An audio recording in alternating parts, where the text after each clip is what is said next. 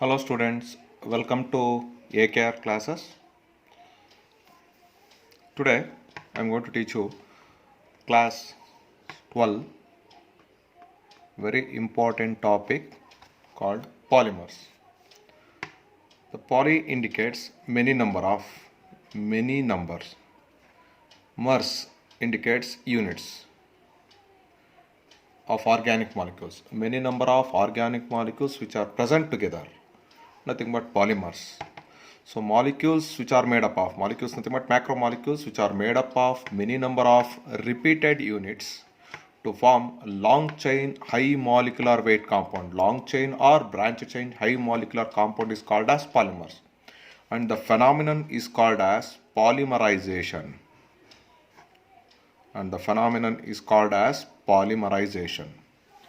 Here, what are these repeated units means? Monomer. Simple units. These are the simple units which chemically join to form long chain or branch chain compounds. What are monomers means? Simple units which chemically join to form long chain or branch chain compounds are called as monomers. So these monomers are called as repeated units, or they are also called as building blocks of monomers. How these monomers are get joined? Monomers ಹೆಂಗ್ join ಆಗ್ತವೆ? Now the question arises, how these monomers get joined with each other? Monomers are nothing but chemical units. I have given the information. Chemical units can join together either by the formation of covalent bond, either by the formation of hydrogen bonds, or by van der Waals interaction. These chemical units in a given reaction, they can join with covalent bonds, or they can join with hydrogen bonds, or they can join by using van der Waals interaction to form high molecular weight long chain compounds.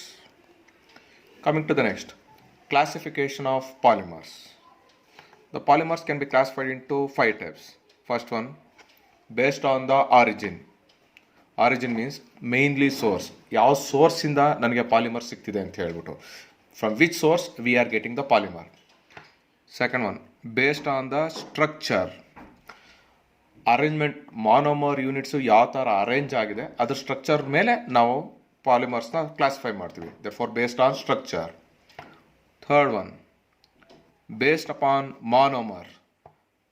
ಯಾವ type of monomer, which type of monomer using, based on that I am going to classify the polymer. Next, based upon the polymerization, which is the process which is used to prepare the polymer. A process which is used to prepare the polymer, ಆ basis ಮೇಲೆ polymerization.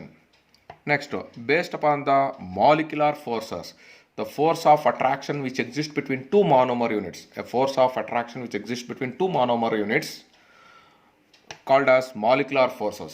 Depend upon that molecular forces, again we are going to classify the polymers. Coming to first, based on origin ಮೇಲೆ we can classify the polymers into 3 types: natural polymer, semi-synthetic polymer, and synthetic polymers. What are natural polymer? Polymer which exist in our nature, or polymer which is obtained from our nature. ಯಾವುದೇ polymer ನಮ್ಮ ನೇಚರಲ್ಲಿ ಸಿಗ್ತಾ ಇದೆ ಅಂದರೆ natural polymer. Or these are the polymers which are obtained by plants and animals. The polymers which are obtained by plants and animals are called as natural polymers. So we can give the examples. Proteins,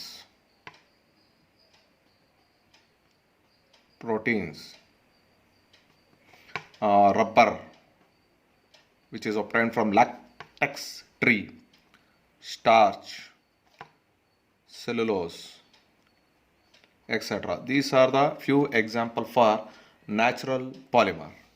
Next, semi-synthetic polymer. I got the natural polymer.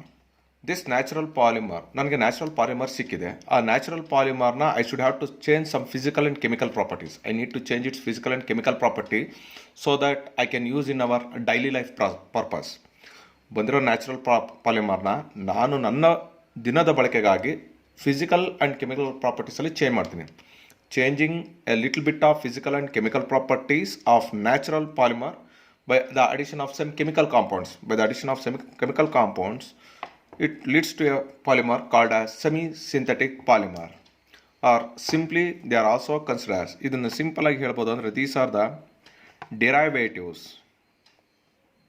These are the derivatives of natural polymer. These are the derivatives of natural polymers. Example, vulcanized rubber.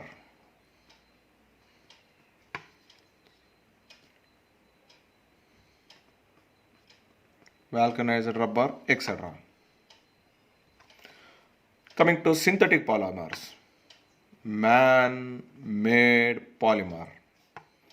Man-made polymers are called as synthetic polymers. Man-made polymers are called as synthetic polymers. Example, nylon, polyester, PVC, etc. All these comes under synthetic polymer. So based on the origin, polymers are broadly classified into three types: natural polymer, semi-synthetic polymer, and synthetic polymer. Now coming to next, based on structure. Based on structure, again, polymers are broadly classified into three types: linear polymer, branched chain polymer, and cross-linked polymer. What are linear polymers? In this case, the monomer units are joined together to form long chain unit. This is one more long chain unit of polymer. This is one more long chain unit of polymer. These are held together by some intermolecular force of attraction. And therefore, these polymers are called as linear polymers. What are linear polymers? Means polymers in which monomer units are joined together to form long chain polymer. Long chain polymers are called as linear polymers. These long chain polymers are very hard in nature, therefore they possess high melting point and tensile strength. What is the meaning of tensile strength? Very simple. What is the meaning of tensile strength?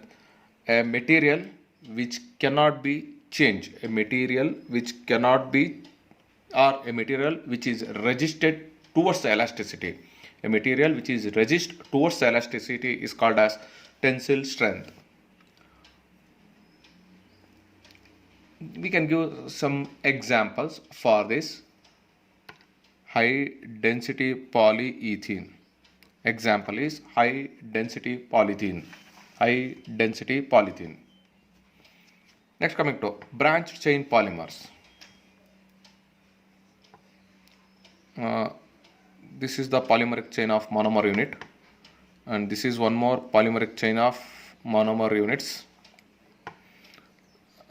Here one branch is there. Here is one branch is there. Branch is there. So these are the polymers. These are the chain polymers which contains branches, are called as branched chain polymers. Simple examples we can provide. Example, low density polyethylene. Low density polyethylene. Coming to the last one, cross-linked or network polymers. So these are the monomer units which are linked together to form straight chain monomer units, in which these two chains are held together by strong covalent bonds or disulfide linkages.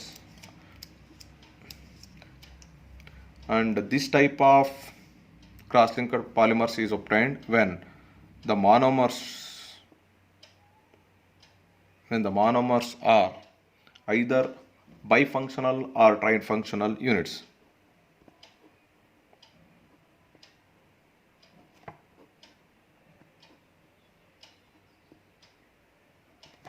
Means the monomer should contains two functional group or three functional group within itself. Example, Bakelite.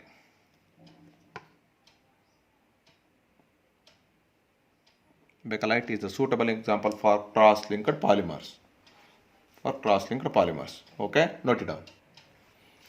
Next, coming to based upon monomer unit which is involved in the polymerization. Again, the polymers are broadly classified into two types: homopolymers and heteropolymers. What are homopolymers? Means these are the polymers are obtained by using same type of monomer units. Polymers which are obtained by using same type of monomer units.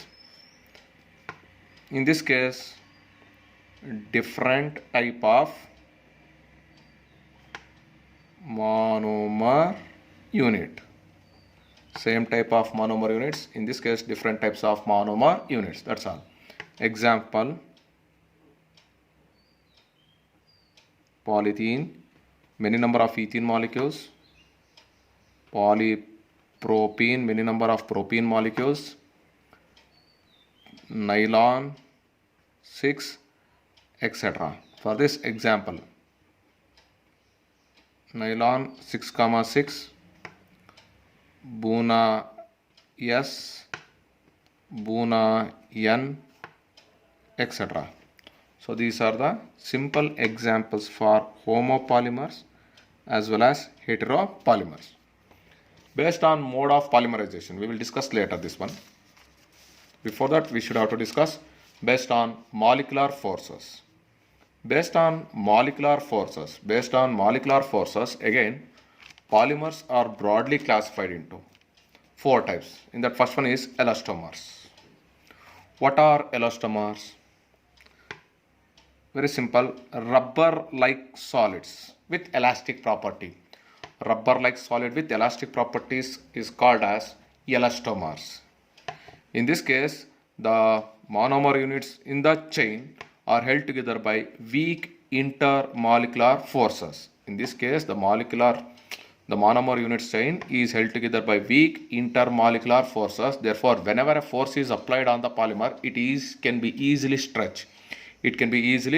Means it permits the polymer to be stretched. But as soon as the applied force is removed, the polymer should be retract to its original position.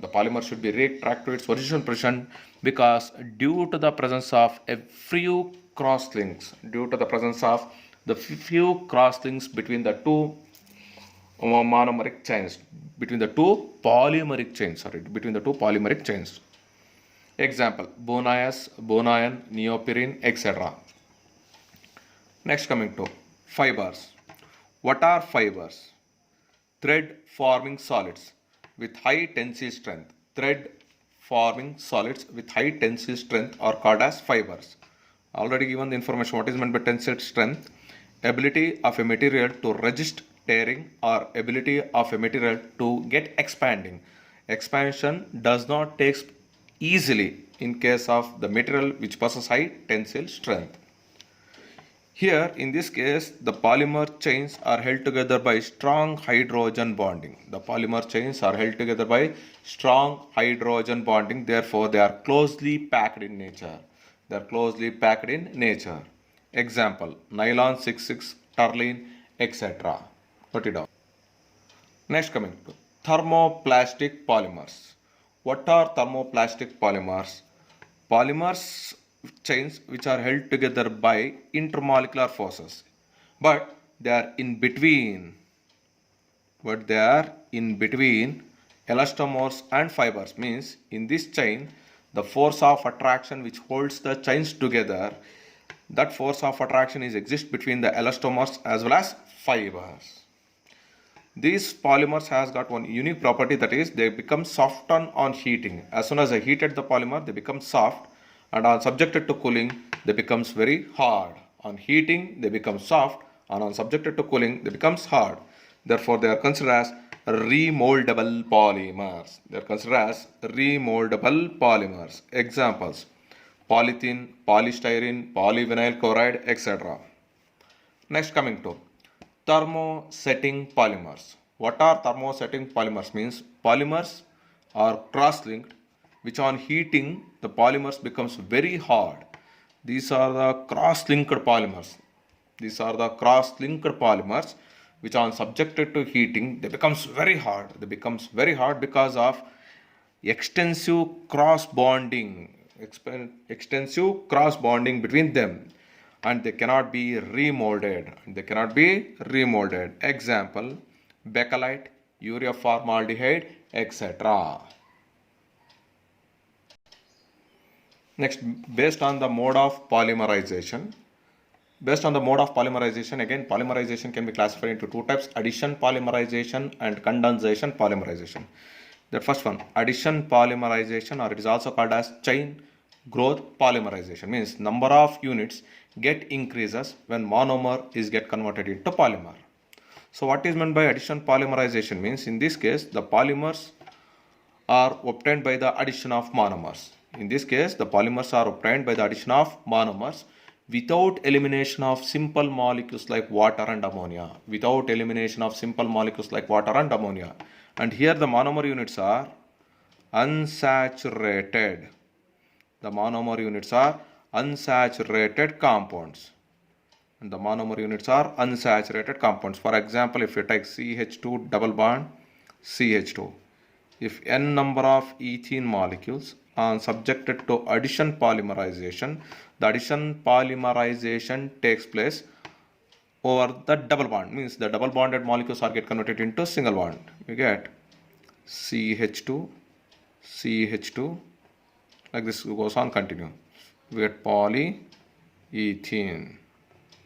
So the monomer units are unsaturated compounds in which the polymerization involves successive addition across the double bond. Successive addition across the double bond. This addition or chain growth polymerization involves three mechanisms. It involves three mechanisms: free radical polymerization,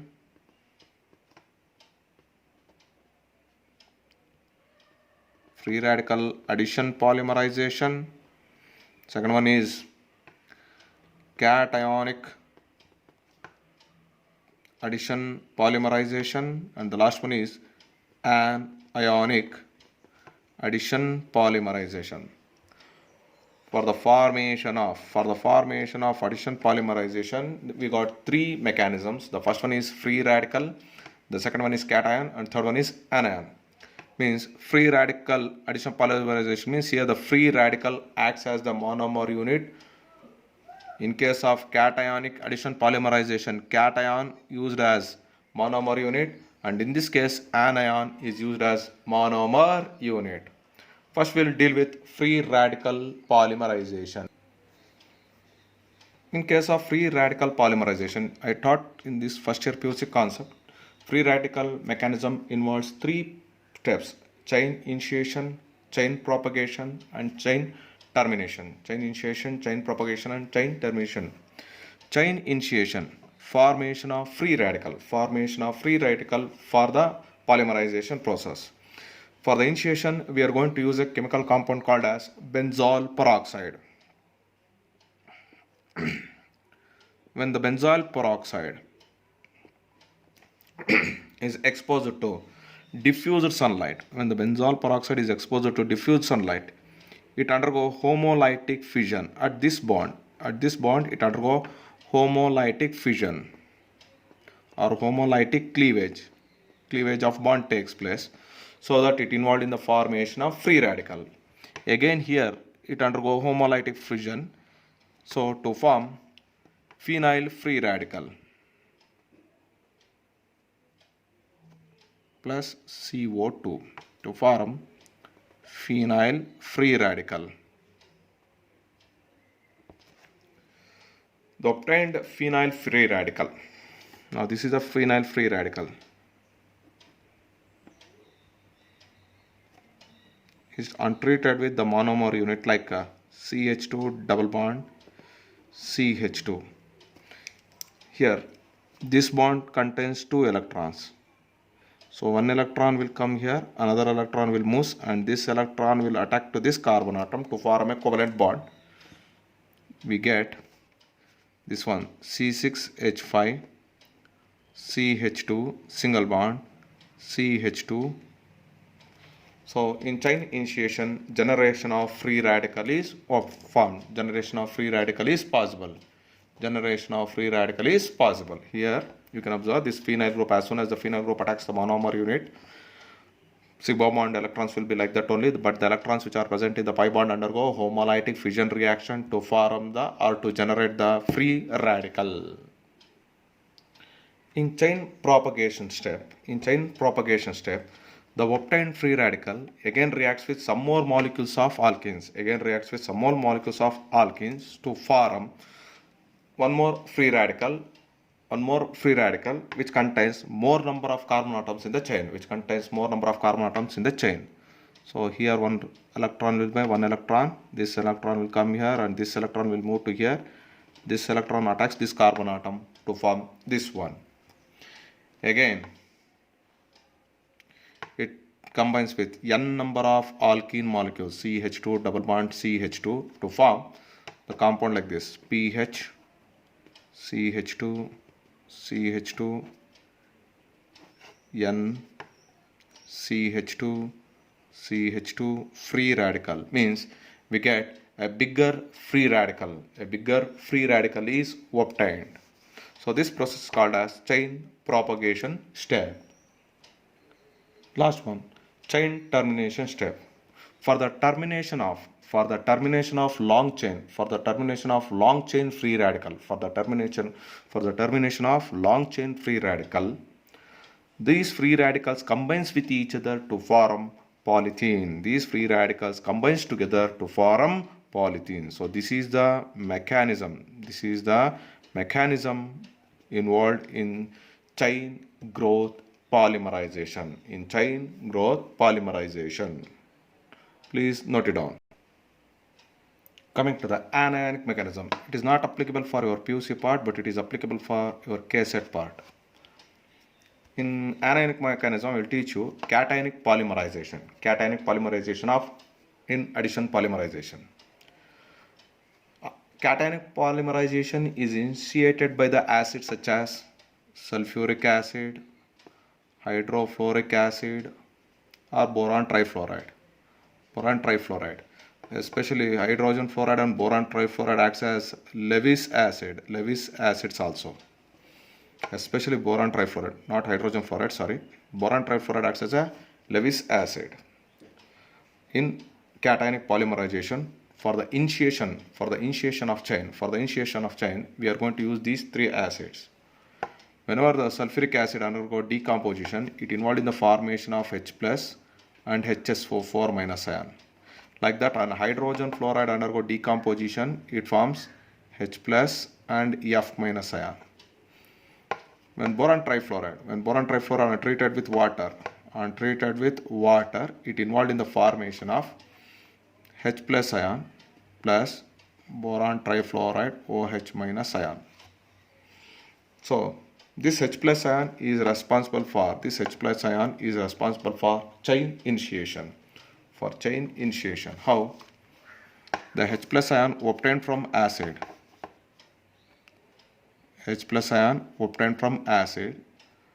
CH2 double bond CH is made to react with alkene. When it is made to react with alkene, pi electrons attracts the proton atom. Think that this carbon atom acts as the donor. It donates and it accepts the proton. This carbon donates the proton and this carbon accepts the protons. By accepting the proton, it becomes CH3. By donating the proton, it carries positive charge. Like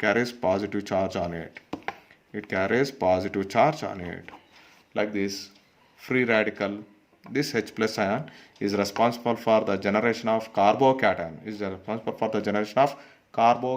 As an intermediate. Therefore, it is called as cationic polymerization. Since here carbocation in this mechanism, cation acts as an intermediate for the preparation of addition polymerization. Therefore, it is called as cationic polymerization. The obtained cation CH3 CH2 plus combines with one more molecule of alkene, CH2 double bond CH2, CH2 double bond CH2. It involved in the formation of compound like this, CH3. Now this pi electrons will attract here, it becomes CH2. This person will be the donor, therefore he will carry positive charge, and he will be the acceptor, CH2 single bond CH2 positive charge. Like this the process takes place continuously. Again CH3 CH2 CH2 CH2 plus untreated with n number of CH2 double bond CH2 molecules.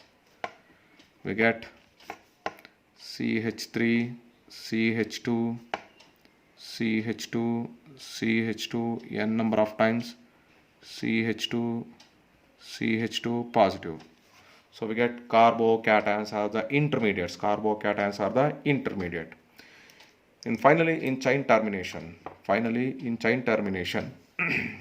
the chain is terminated. The chain is terminated either by the addition of anion, by the addition of negative charge anion, or by the loss of proton from the carbocation chain. So what we will do? We will do with loss with proton. CH3 CH2 CH2 CH2 n times CH2 positive charge, and here one hydrogen atom will be there. This hydrogen atom will be there. It on treated with HSO4 minus, strong proton acceptor. The proton will transfer to this, and this electron will get attracted towards this carbon atom to form CH3 CH2 CH2 CH2 n times CH double bond CH plus H2SO4. So this is the mechanism involved in the cationic polymerization. Note: if the given alkene contains electron donating groups, then cationic polymerization more favor in nature. Because this electron dominating group stabilizes the intermediate carbocation.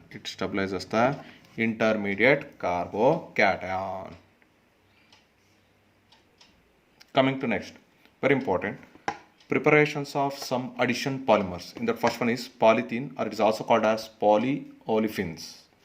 This polythene again classified into two types, LDPE and HDPE. First I will go with LDPE, low density polythene preparation. In this case the monomer unit is ethene, CH2 double bond CH2.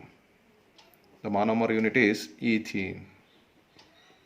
When ethene are subjected to addition polymerization, under a high pressure of 1000 to 2000 atmospheric pressure, we should have to maintain 1000 to 200 atmospheric pressure, and the temperature should be maintained between 350 Kelvin to 570 Kelvin by using traces of oxygen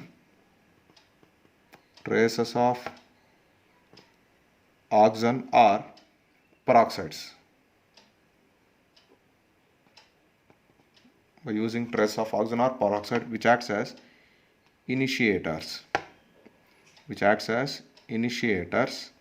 We get an addition polymer, that is polythene, CH2 double bond CH2 n number of times. Single bond, not double bond, single bond.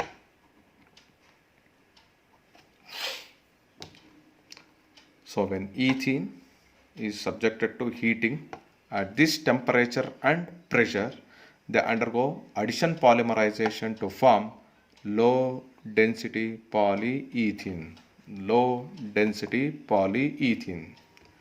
This low density polyethene is very poor in conduction of electricity. It is very poor in conduction of electricity. Therefore, it is used in cable insulation. It is used for cable insulation. It also used for manufacture of pipes. It is also used for manufacture of pipes. Squeeze bottles. Squeeze bottles. What is meant by squeeze bottles? Means these are the bottles which are available in railway station and bus station for the purpose of drinking. And once we use that bottle, we can crash it and we can throw it. Therefore, it's called as squeezing bottles. The next one is high density polyethene. High density polyethene. Next, high density polyethene, HDPE. Here the monomer unit is again ethene only. But when ethene are subjected to heating at a pressure of 6 to 7 atmosphere under a temperature of 60 to 70 degrees Celsius by using a catalyst, triethyl aluminum and titanium tetrachloride, which is also called as Ziegler-Natta catalyst, Ziegler-Natta catalyst, very important. Ziegler-Natta catalyst, we get high density polyethene. Very simple. When ethene are subjected to heating at a temperature of 60 to 70 degrees Celsius under a pressure of 6 to 7 atmospheric pressure in presence of Ziegler-Natta catalyst, we get high density polyethene. This composition is triethyl aluminum titanium tetrachloride.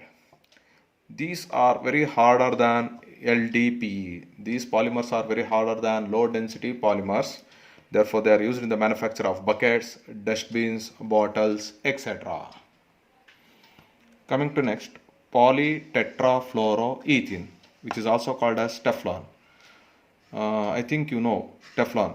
Whenever we purchase any new automobile vehicles, to protect the painting for a long duration, we are going to place a chemical compound over the surface of that automobile. The name of that chemical compound is Teflon. The monomer unit is tetrafluoroethene. When tetrafluoroethene are subjected to addition polymerization, by using persulfate as catalyst at high pressure, Teflon is obtained. The obtained Teflon is chemically inert. It is highly chemically inert, and it also resists any chemical. It also resists towards the chemical elements which are highly corrosive in nature. What are the uses of Teflon? It is used to paint for non-stick utensils. It is used to coat on the surface of the utensils, and that utensils are called as non-stick utensils. It is used in making oil seals in automobiles and gaskets which are used in our pressure cooker. The next one is polyacrylonitrile, which is called as Orlon. Simply it is represented as PAN, polyacrylonitrile. The monomer unit is vinyl cyanide, or it is also called as acrylonitrile. When vinyl cyanide is subjected to addition polymerization, by using peroxide as suitable catalyst, we get polyacrylonitrile. These are very hard in nature and possess high melting point. The examples are Orlon fibers, used in the making cloths, carpets and blankets. Preparation of monomer unit in case of PAN. When ethyne are made to react with hydrogen cyanide in presence of catalyst, we get vinyl cyanide. Please note it down. Now coming to this concept will ask only for in KSET exams. In KSET exams, you can observe the questions from these concepts. Polymethyl methalkylate.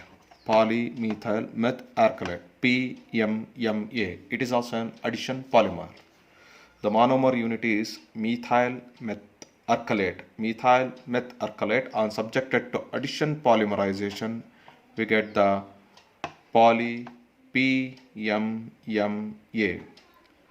The main use is it is used in plexiglass, lens guard, aircraft windows, plastic jewelries, etc. The next one is polyvinyl chloride, very important. Polyvinyl chloride. The monomer unit is vinyl chloride. When N units of vinyl chloride are subjected to addition polymerization, we get polyvinyl chloride. Coming to the uses of polyvinyl chlorides. These are good electrical insulators for wires and cables, making hose pipes and flooring, making raincoats, handbags, shoe soles, etc. So students, today we have learned what is meant by polymerization. The second one is what is meant by how we can classify the polymers based upon the source, based upon the force, based upon the polymerization, etc.